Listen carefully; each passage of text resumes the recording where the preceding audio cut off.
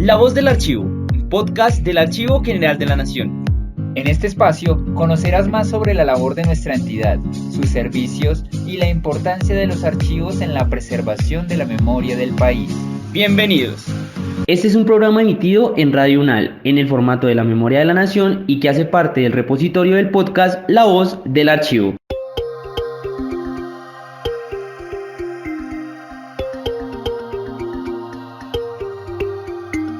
Bienvenidas y bienvenidos a otro episodio de La Memoria de la Nación.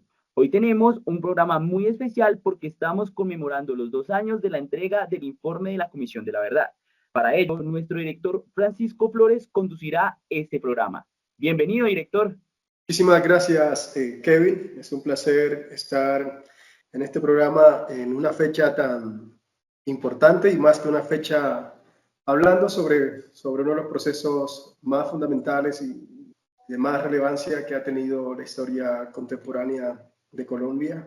Tiene que ver con la conmemoración de los 2 años de la entrega del informe de la Comisión de la Verdad y pues como se sabe, un archivo que contiene más de 1.200 informes de comunidades, colectivos, organizaciones no gubernamentales, entidades estatales, cerca de 15.000 entrevistas en las que pues, podemos reconocer las voces, rostros, pero también las tragedias y los esfuerzos, las vivencias de cerca de 30.000 colombianos y colombianas.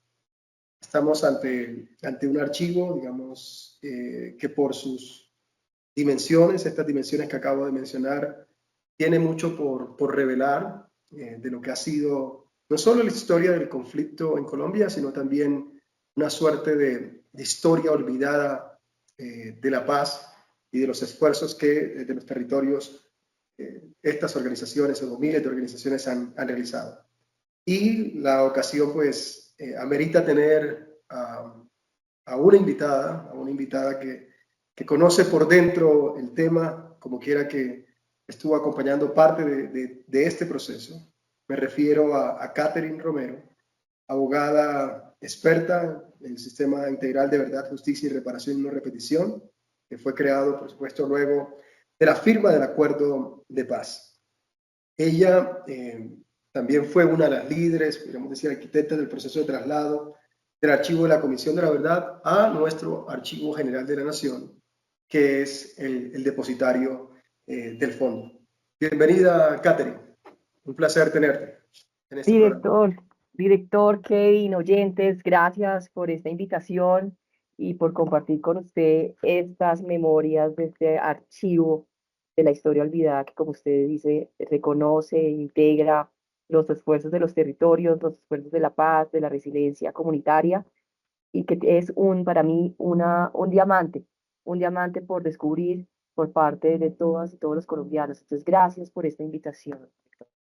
No, gracias a ti, Catherine. Iniciemos, Catherine. ¿Cómo fue digamos, comencemos hablando de tu rol, de tu participación en todo este esfuerzo que se hizo para que el fondo de la Comisión de la Verdad terminase en el Archivo General de la Nación? ¿Cuál es tu papel allí en ese proceso?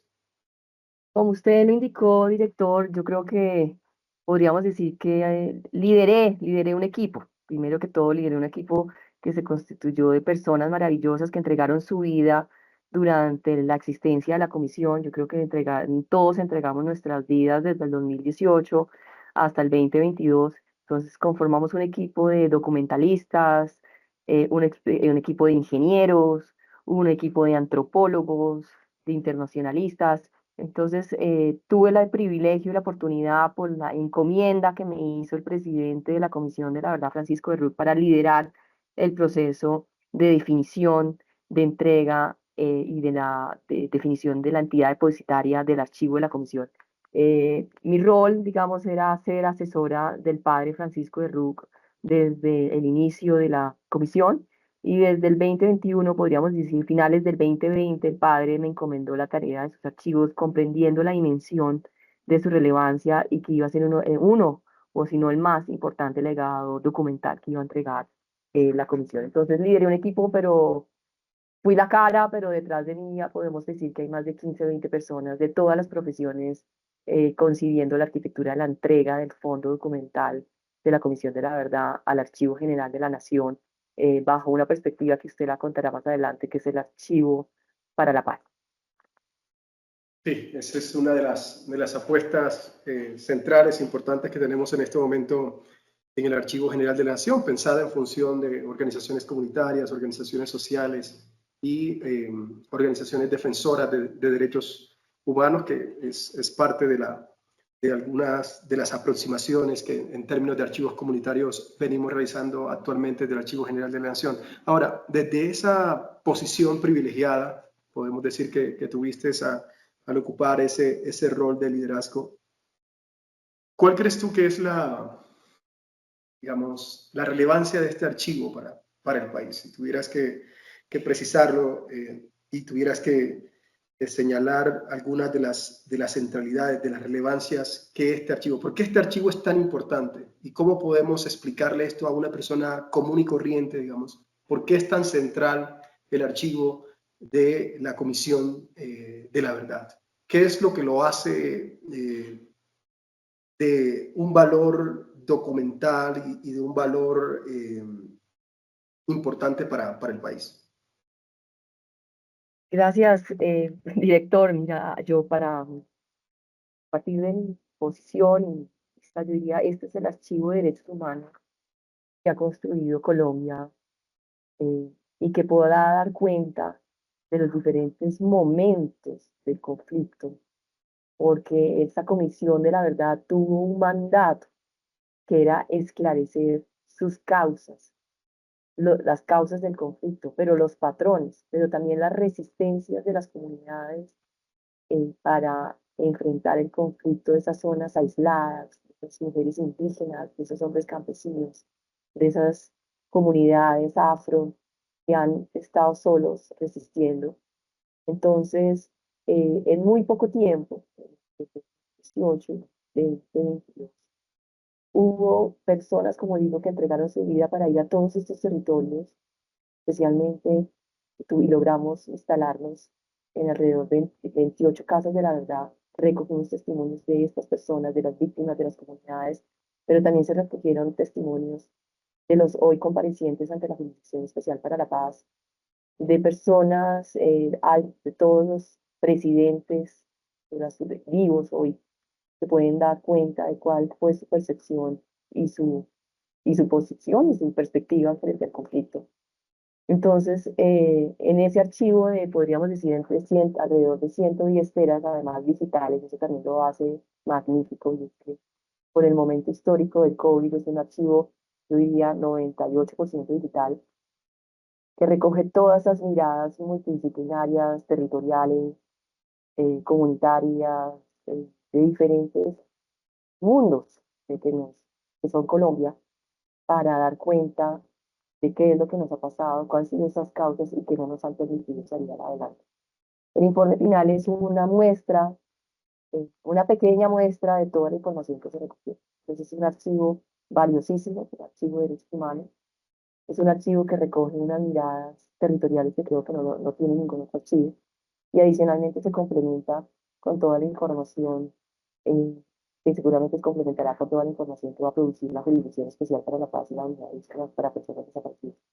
Además, para cerrar esta primera pregunta, es la primera Comisión de la Verdad que se instala en la estructura del Estado colombiano.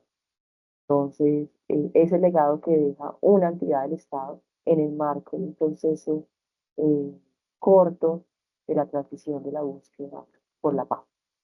Por ahora, director, podemos ir ondando.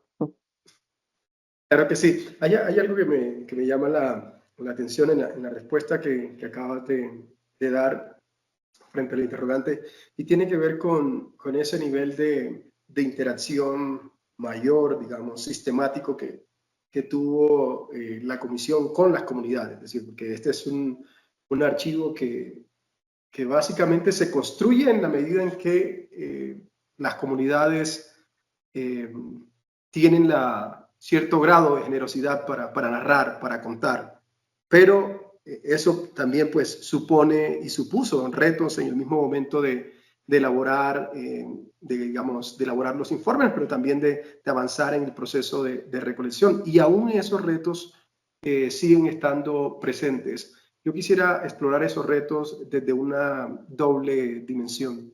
Por un lado, ¿cómo encaró la comisión esa idea de construir un archivo donde las víctimas fueran protagonistas? Y por otro lado, ¿cómo podemos garantizarles a las organizaciones y al conjunto de personas, de colombianos y colombianas que participaron en la construcción de este archivo a partir de sus testimonios, que se están haciendo los procedimientos que se requieren para garantizar, digamos, los compromisos que la comisión asumió con ellos y ellas cuando decidieron entregar sus testimonios? Director, ¿por qué? Y retomo algunas palabras iniciales que usted dijo al principio. Este archivo se construye o está constituido por más de 15.000 entrevistas individuales y colectivos de todo el territorio nacional y también de los colombianos exiliados en 23 países. Es una dimensión grandísima. Contiene alrededor de 750 casos, más como usted me informaba, más de 1.500 informes hechos por las organizaciones de la sociedad civil, por personas individuales, por expertos, por la academia. Tiene alrededor casi de 600 bases de datos y podríamos decir que más de 23.000 horas de investigación y deliberación de lo que sucedió durante el ejercicio de la Comisión de la Verdad.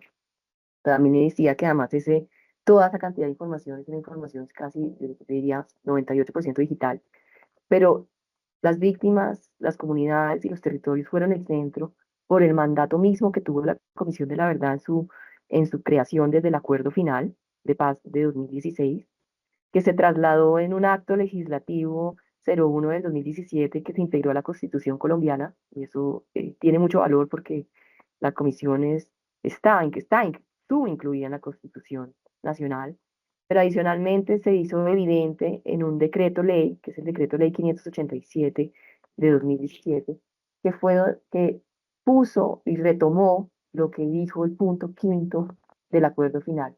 El centro del sistema integral para la paz es el resarcimiento y deben ser las víctimas como sujetos de derechos que tienen capacidad de dar su voz para negociar y poner sus demandas ante el Estado de lo que les ha pasado.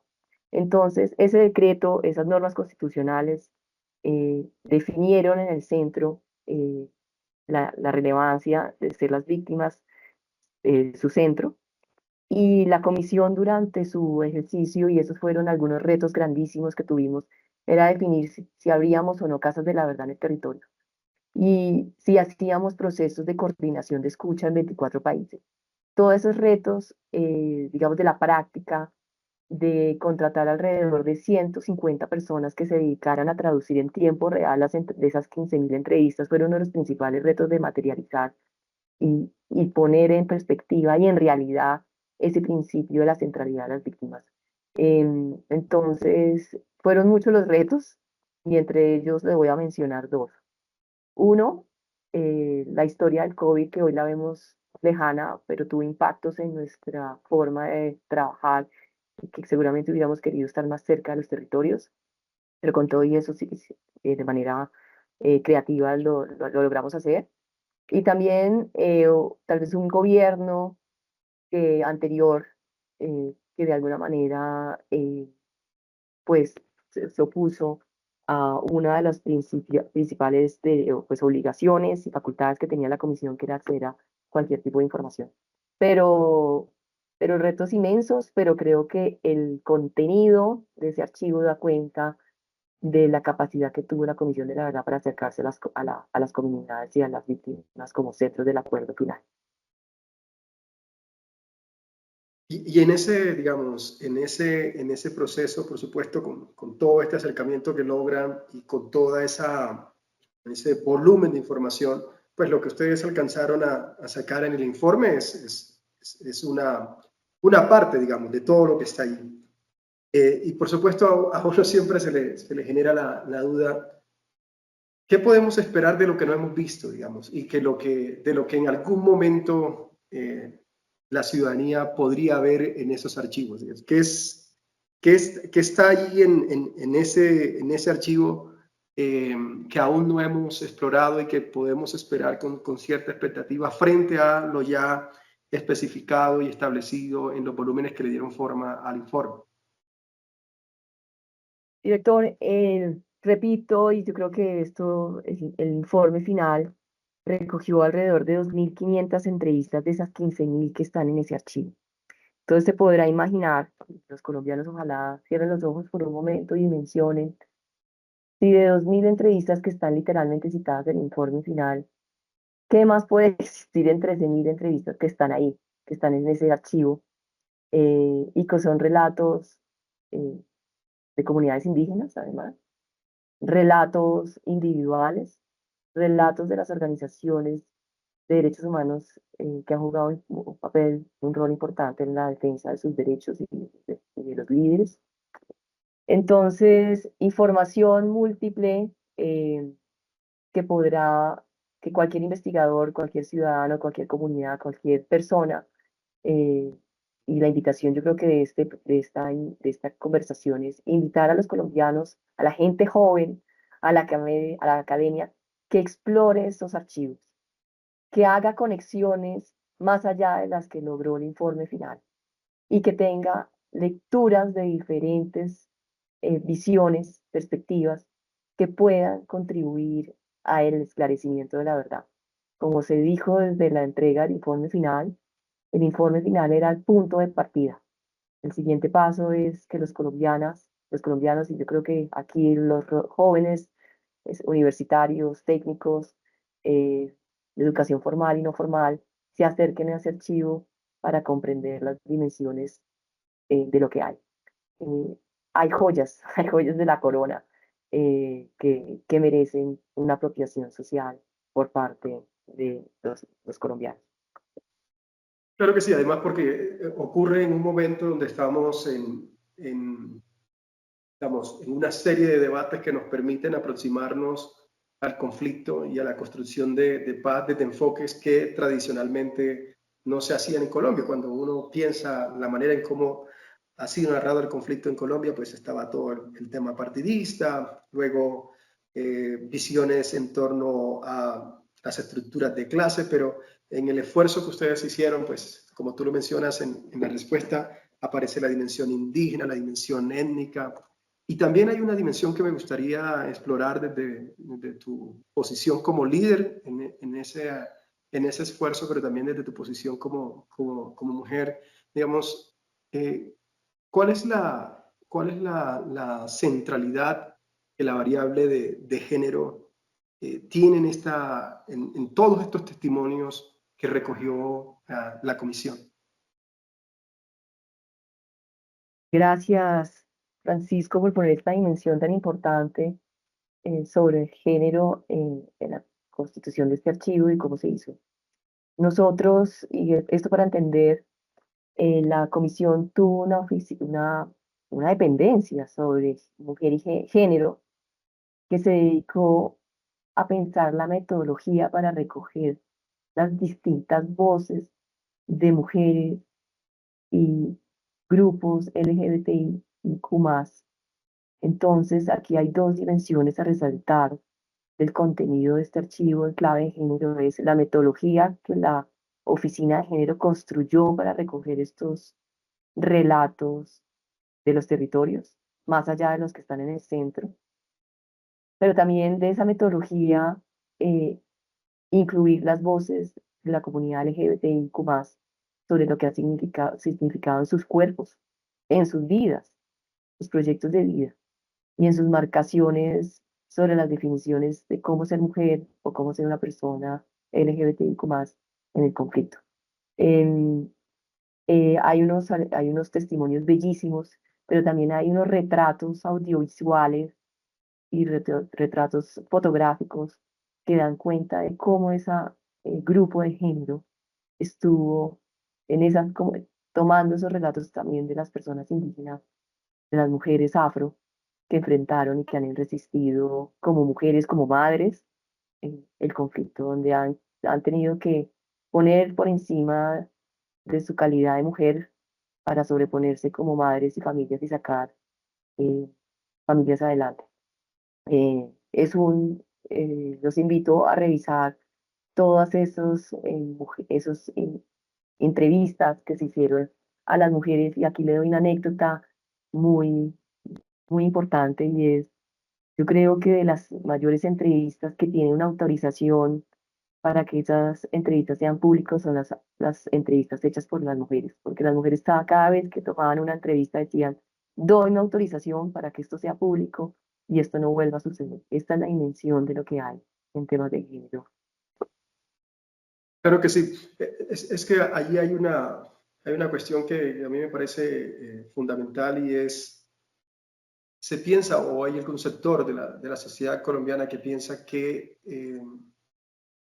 los archivos para la paz solo deben hablar de esfuerzos de paz, pero los archivos para la paz lo que también deben garantizar, que es un poco el esfuerzo de la comisión, es la no repetición. Y para entender bien cómo podemos asumir comportamientos que no se correspondan con actitudes violentas, tanto desde el punto de vista simbólico como desde el punto de vista físico del pasado, pues tenemos que aproximarnos a él con tranquilidad, sin la prevención que usualmente es lo que ha caracterizado a Colombia. Y precisamente en ese esfuerzo de querer construir archivos para la paz, nosotros aquí tenemos tanto el archivo del extinto DAS como el Fondo de la Comisión de la Verdad, pero también tenemos archivos relacionados con el despojo de la tierra en Colombia. Es decir, es en la pluralidad de esos archivos que vamos a tener la capacidad como sociedad de mirarnos y a partir de ese mirarnos proyectar los futuros posibles que tú señalas. Y hablando de esos futuros posibles, ¿cuál crees tú que debe ser el futuro de este fondo? Digamos, ¿hacia dónde debe caminar? Ha transitado un camino bastante fuerte, tanto en su construcción como en su posterior divulgación.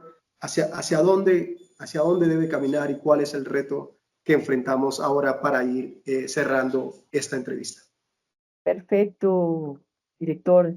Yo lo veo en diferentes dimensiones del futuro del archivo. Uno, que siga fortaleciéndose o podamos mostrar el archivo como ese modelo internacional. Yo creo que habrá tiempo para conversar sobre esto, pero no hay archivo de experiencias comparadas de comisiones de la verdad que haya estado, que inmediatamente a su cierre esté resguardado, esté en un solo lugar y esté debidamente inventariado. Eso es un modelo que debemos presentarle al mundo de lo que logramos en medio de una pandemia y cómo logramos cerrarlo y cómo nos vamos a enfrentar ahora a entregar una copia pasiva digital a la Confederación Suiza. Yo creo que este modelo tiene una perspectiva de ser una excelente práctica internacional. Dos, tiene que lograrse un reto de mayor apropiación. Para mí estaría en cabeza de la academia, en cabeza de los procesos de formación formal y no formal, de los territorios, de este nivel de apropiación para saber qué hay ahí y cuáles son esas causas y esos modelos de paz que debemos estudiarlos. Tres, un siguiente paso que se inició cuando hicimos la entrega al Archivo General para la Paz, al Archivo General, es que este iba a ser uno de los archivos que iba a configurar el Archivo de la Paz.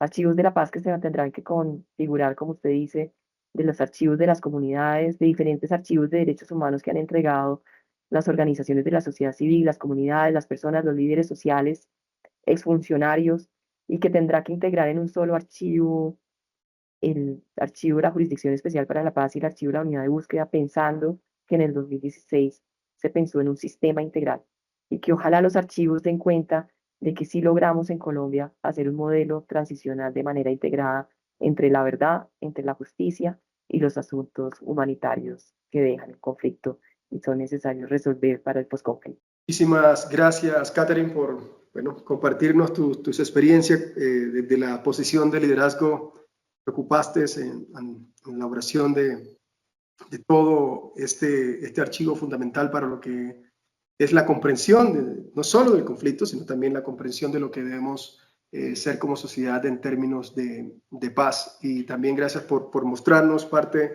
de todos esos esfuerzos que supuso conversar con comunidades, recoger testimonios tanto a nivel nacional como a nivel internacional y por plantear algunos de los retos que como sociedad tenemos a la hora de construir y configurar estos archivos para la paz. Gracias, director, gracias, Kevin, y esperemos que sean varias conversaciones que podamos contarle al país y estas entrevistas, la dimensión de lo que usted tiene en su Archivo General de la Nación. Bueno, muchas gracias, Caterina, y de esta manera llegamos al final de este episodio en la Memoria de la Nación, un programa realizado por el Archivo General de la Nación y que es transmitido a través de Radio UNAL. De esta manera nos despedimos y nos escuchamos en un nuevo episodio. Hasta pronto.